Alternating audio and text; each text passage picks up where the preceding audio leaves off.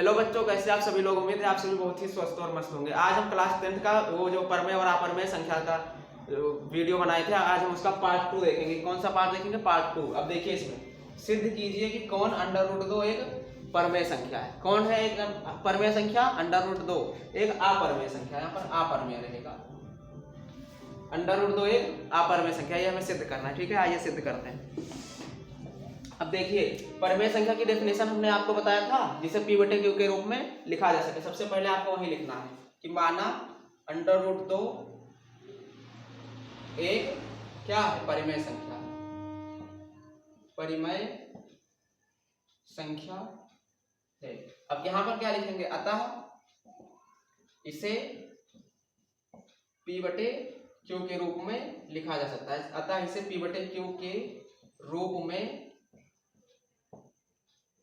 लिखा जा सकता है। लिखा जा सकता है। और जहां पर क्या हो, q does not equal to किसके हो?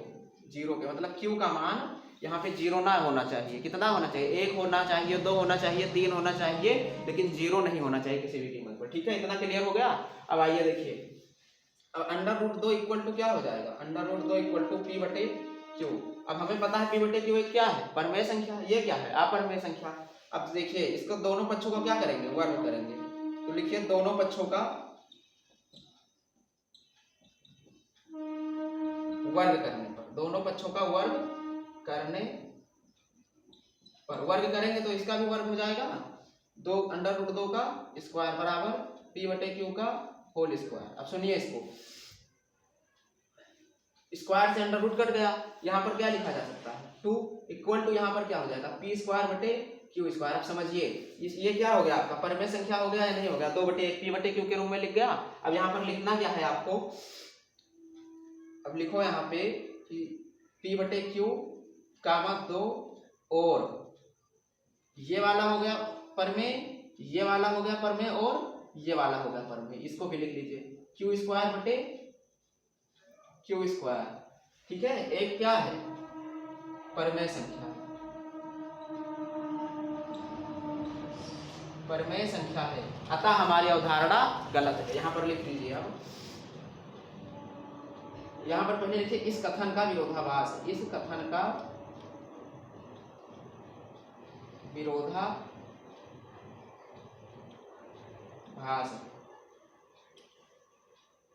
इसलिए √2 एक अपरिमेय संख्या है। एक अपरिमेय संख्या है। अब एक बार फिर से समझ लीजिए आप लोग। देखिए, √2 एक परमेय संख्या पहले लिखना है आपको। उसके बाद आता है इसे p/q के रूप में लिख सकते हैं, जहाँ q equal to does not equal to किसके हो? 0 के। ये हो गया √2 बराबर p/q। दोनों बच्चों का वर्ग किए, स्क्वायर से रूट काट दिए। यहाँ पर कितना आ गया? 2/1। ये भी क्या हो गया? p/1 के रूप में लिख गया। अब ये वाला और ये वाला, ये तीनों क्या हो गया? परमेय संख्या। अब इसलिए यहाँ पर लिख सकते हैं, इस कथन का विरोधाभास है, इसलिए √2 एक अपरमेय संख्या है। मिलते हैं ऐसे ही पार्ट 3 के वीडियो में। धन्यवाद।